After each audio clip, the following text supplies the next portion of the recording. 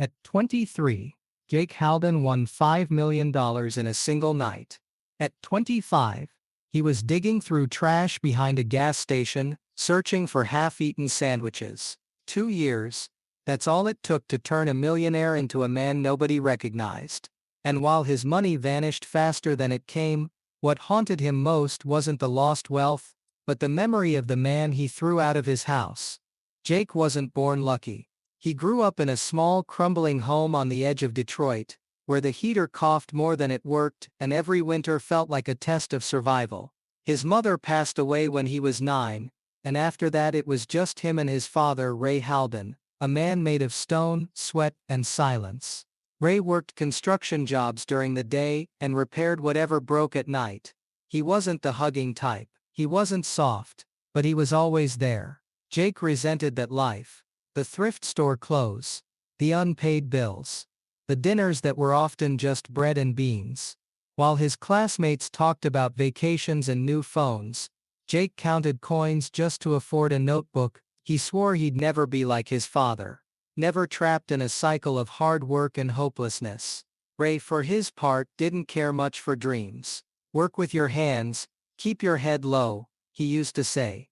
Money that comes easy leaves even easier. Jake hated that line, and in a cruel twist of irony, those very words would come back to haunt him. It happened on a cold Thursday night. Jake's friend dared him to go to a casino just outside the city. Just for fun, he said. Jake had never gambled before. He only had $100 on him, meant for gas and groceries. But he figured, why not? For once in his life, he wanted to feel like someone with choices. An hour later he was up a few hundred, then 1,000, then 10. People started watching. A crowd formed. Jake, who once couldn't even afford a birthday cake, now sat with chips stacked taller than his childhood dreams. And then came the moment.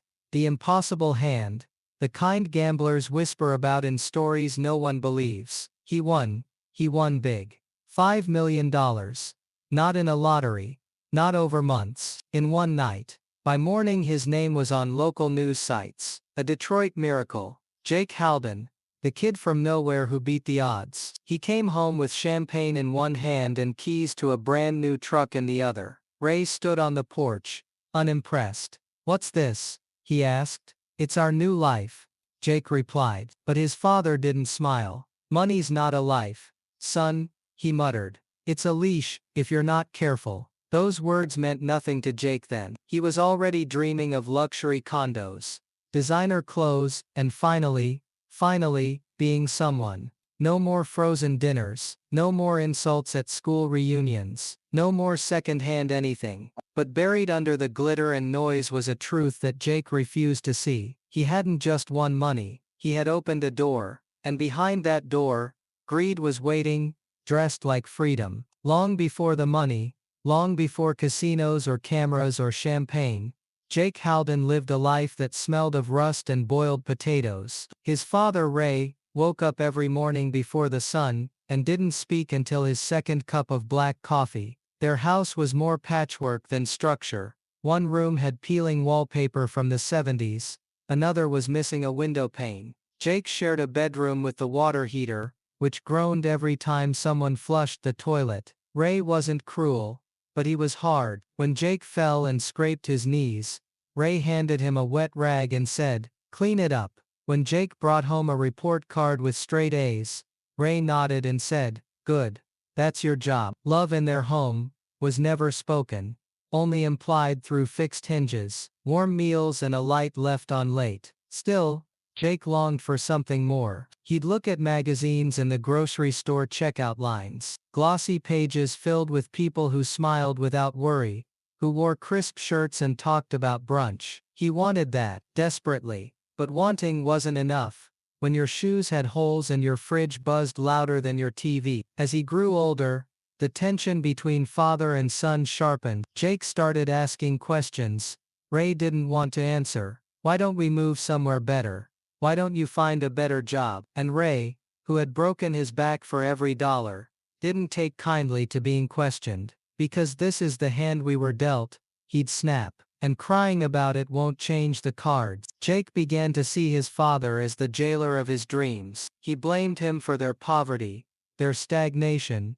their smallness. He didn't understand that Ray had once been young too, that he had also dreamed once, and had those dreams crushed under the weight of reality and responsibility. All Jake saw was a man stuck in the mud, warning him not to run. And so, when the money came, it wasn't just wealth, it was vindication. Jake believed the universe had finally admitted he was right. He saw the 5 million not as luck, but as proof that he was better than the life he'd been given, that he was smarter than his father, that now, finally, he could rise above the concrete and cold. He started with small things, a new phone, a designer watch, a leased sports car. Ray watched silently, his jaw tight. Then came the bigger things. A downtown condo with floor-to-ceiling windows, custom furniture, private chefs, and week-long parties with people Jake barely knew. When Ray visited once, he didn't stay long. "You call this living?" he asked. "Looks like noise with nice curtains." Jake laughed him off. "You wouldn't get it, Dad. This is what winning looks like." But something deeper had begun to shift. With every dollar spent, Jake drifted further from the boy who once studied under dim light and wished for birthday gifts. He stopped returning calls from old friends. He ignored Ray's warning. And when his father tried to talk sense into him, tried to remind him of taxes, limits, and the nature of people, Jake snapped. "You've been broke your whole life. Maybe that's why you talk like that." Ray didn't yell. He simply stood, took his coat, and walked toward the door. "I'd rather be broke and whole," he said, "than rich and hollow." Jake didn't stop him. In his mind he had finally won the final argument. But what he didn't know, not yet, was that some victories are actually losses wearing a different face. The final break came 3 months after the win. Jake had just bought a second car, a custom gold-wrapped Bentley with white leather seats, and his initials stitched into the headrest. His social media was exploding with followers. He'd been invited to influencer parties, rubbed shoulders with washed-up celebrities, and even got a call from a guy who claimed to manage investments for athletes. Money wasn't just freedom now. It was power. He could buy things, attention, respect. Or at least, that's what he thought. Ray, ever stubborn, kept his distance. But one night, he showed up at Jake's new condo, wearing the same faded jacket he'd owned for years. Jake had been throwing a rooftop party, flashing lights, loud music, people in glitter and high heels. When Ray stepped out of the elevator, he looked like a ghost from another planet. The music cut for a moment. Jake saw him, and grimaced. "What are you doing here?" Ray didn't flinch. "I need to talk to you. Alone." Jake sighed, and led him inside, away from the music. Ray stood in the living room, eyeing the expensive furniture and imported paintings. "You need to slow down, son," he said quietly. "You're burning it all. Fast." Jake crossed his arms. "I know what I'm doing." "No, you don't," Ray said. "This isn't wealth. This is noise. You're handing out money to strangers and thinking they're friends. You're partying like it's a job. You're throwing cash at people who'll disappear the moment the faucet runs dry." Jake laughed bitterly. "I'm not some scared old man afraid of the world. I'm building something." "You never understood that." Ray stepped closer. "I understand more than you think. I've seen how easy it is to lose yourself when you think money makes you important. I've worked my whole life so you wouldn't end up chasing smoke." That was the moment Jake snapped. He shouted loud enough for people on the balcony to hear. "You didn't build anything. You barely gave me a childhood. You think fixing pipes and eating beans makes you noble. I'm not living like that. I won my life. You just settled for yours." Silent, Ray looked at him for a long moment. Then, with a steady voice, he said, "If that's how you feel, I'll go." Jake didn't stop him. In fact, he slammed the door behind him, and told security never to let that man up again. For a while, it felt like liberation. No more lectures, no more eyes, full of judgment. Jake surrounded himself with new people, beautiful, exciting, always smiling. They cheered when he threw $10,000 at a roulette table. They laughed when he handed out $100 bills like napkins. He was the king of every room. But something subtle started to change. Calls stopped getting returned. A few friends borrowed large sums and disappeared. A nightclub that once gave him VIP treatment began charging him again. The financial advisor he hired disappeared after moving some money into offshore opportunities. Jake never really understood. Still, Jake refused to panic. He sold one of his cars, then another. He scaled back, but only a little. When he started missing credit card payments, he blamed the banks. When the condo association sent warnings about unpaid dues, he shrugged it off. But the real hit came when he tried to withdraw a large chunk of money,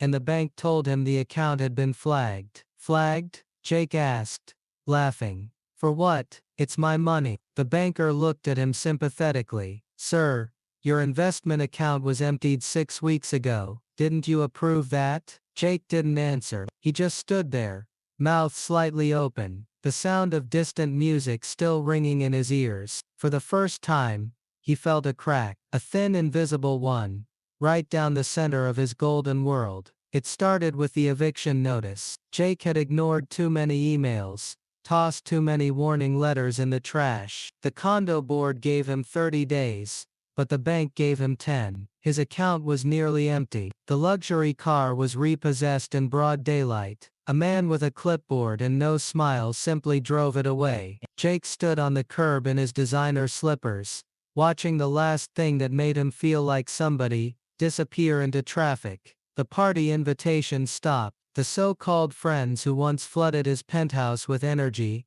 and fake affection stopped answering texts. One even blocked him. Another one, a girl he'd spent nearly $50,000 on, posted a photo with a new guy 2 weeks later, captioned, "Upgrade." Jake tried to sell the remaining furniture online. No one wanted it. Too specific, they said. Too expensive for second-hand. He pawned his watch. It barely covered his unpaid phone bill. He moved into a one-bedroom apartment on the outskirts of the city. The kind of place where the walls were thin and neighbors argued through them. At night he'd stare at the ceiling, replaying the words his father had said. You're handing out money to strangers and thinking they're friends. He tried calling Ray once, then twice, then a dozen times. No answer. He left voicemails. Awkward. Stumbling. Hey Dad. It's me. I just wanted to talk. Nothing serious. Just hope you're doing good. But there was no reply. One day, desperate and humiliated, Jake showed up at the old house he grew up in. It looked smaller than he remembered. The same chipped paint. The same broken gutter, hanging like a crooked smile. But the mailbox had a new name. Someone else lived there now. Ray had moved. Jake stood on the sidewalk for almost an hour. He didn't know where to go, or what to say, even if he found him. The last time they spoke, he had screamed at the only person who ever truly loved him. And now, he didn't even know if Ray was still in the same city. He got a job washing dishes at a downtown diner. The manager looked at his resume, blank and full of holes, and said, "You ever done this before?" Jake just nodded. The man hired him out of pity. His hands, once manicured and holding champagne flutes, were now soaked in grease and soap water. His back ached every night. The pay barely covered rent and food. He started skipping meals. The only time he ate something warm was when the chef tossed out a half-burned burger and let Jake keep it. One evening, after work, Jake sat in the alley behind the diner, still in his apron, staring at the garbage bins. He saw a half-full bag of fries someone had thrown out. He didn't move for a minute. Then, slowly, he reached out and picked it up. The fries were cold, a little soggy, but edible. As he ate in silence, under a flickering streetlight, he remembered his own words from 2 years ago. Standing tall in his penthouse, sneering at his father, "I won my life. You just settled for yours." He laughed then, a hollow, painful sound that echoed off the brick walls, because now he understood. He hadn't won anything. He just bought a longer leash, and then burned it. It was a Wednesday afternoon, cold and gray. Jake was walking home from the diner, with his head down, jacket zipped to his chin, The wind cut through the thin fabric like needles. His shoes were soaked through from a slushy puddle, and he hadn't eaten since morning. He passed a small hardware store on 8th Street. Old place.